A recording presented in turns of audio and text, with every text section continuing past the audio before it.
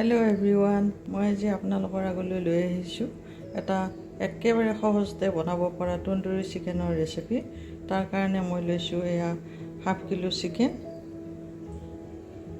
মই এচামুচ নিমখ লৈছোঁ সোৱাদ মতেৰে আৰু 1.5 চামুচ মই জিঞ্জাৰ গাৰ্লিক পেষ্ট লৈছোঁ, এচামুচ হালধি লৈছোঁ, এচামুচ জলকীয়া গুড়ি লৈছোঁ আৰু দৈ মই 2-2.5 চামুচ দিম।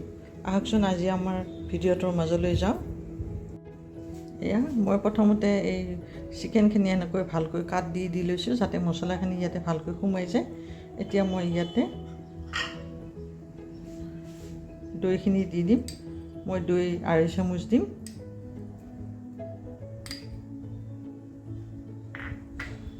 তাৰপিছত মই এতিয়া হালধি গুড়িখিনি দিছোঁ, জলকীয়া গুড়ি দিছোঁ, জিঞ্জাৰ গাৰ্লিক পেষ্ট দিছোঁ আৰু নিমখখিনিও দি দিছোঁ। মই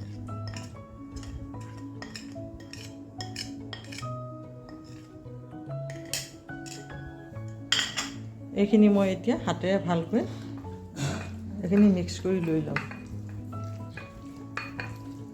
এনেকৈ মিক্স কৰিম যাতে চিকেনৰ কাটৰ ভিতৰত সকলোবিলাক মছলা ভালকৈ সোমাই যায়। আপোনালোকৰ জলকীয়া যদি আৰু লাগে বুলি ভাবে আৰু অলপ দি ল'ব পাৰে। এইখিনি মিক্স কৰি হৈ গ'ল। এনেকৈ মই ৰুম টেম্পাৰেচাৰত আধা ঘণ্টা এনেকৈ 40 মিনিট মই ৰাখি দিম। মই গেছৰ ওপৰত এখন ফ্ৰাই পেন বহাই দিছোঁ। গেছটো মই ভালকৈ বেছিকৈ জ্বলাই দি লৈছোঁ। এতিয়া মই ইয়াতে অলপ ৰিফাইন তেল দি লওঁ আৰু মই বাটাৰ 1 চামুচ দি দিছোঁ।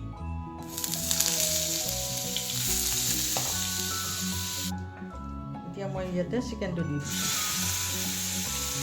জুইটো ফুল ফ্লেমত ৰাখিব লাগে যাতে চিকেনৰ পৰা পানী নোলায়। কম জুই দিলে চিকেনৰ পৰা পানী বেছিকৈ ওলাই যাব, সেইকাৰণে ফুল ফ্লেম দি ল'ব লাগে।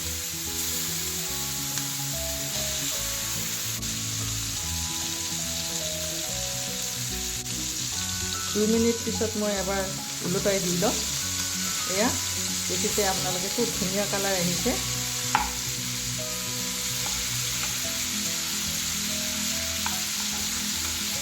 গেছটো ফুল ফ্লেমত ৰাখিছোঁ।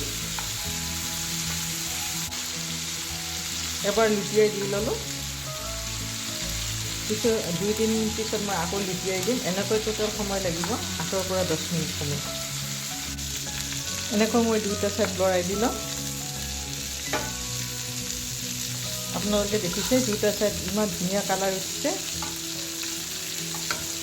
আৰু 2-4 মিনিট পিছত মোৰ তন্দুৰী চিকেন হৈয়ে যাব। এয়া অলমষ্ট মোৰ তন্দুৰী চিকেন হৈ গ'ল।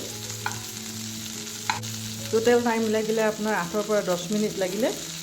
এতিয়া মই গেছটো অফ কৰি দিছোঁ। এয়া মোৰ তন্দুৰী চিকেন ৰেডি হৈ গ'ল। বনাবলৈ খুব ইজি হয়, খাবলৈ খুব ইয়ামি হয়। আপোনালোকেও ঘৰতে ট্ৰাই কৰি চাব, নিশ্চয় আপোনালোকৰ ভাল লাগিব। আৰু যদি আপোনালোকৰ এই তন্দুৰী চিকেনৰ ৰেচিপিটো ভাল লাগে তেনেহ'লে লাইক, শ্বেয়াৰ আৰু ছাবস্ক্ৰাইব কৰিব নাপাহৰিব। Thank U.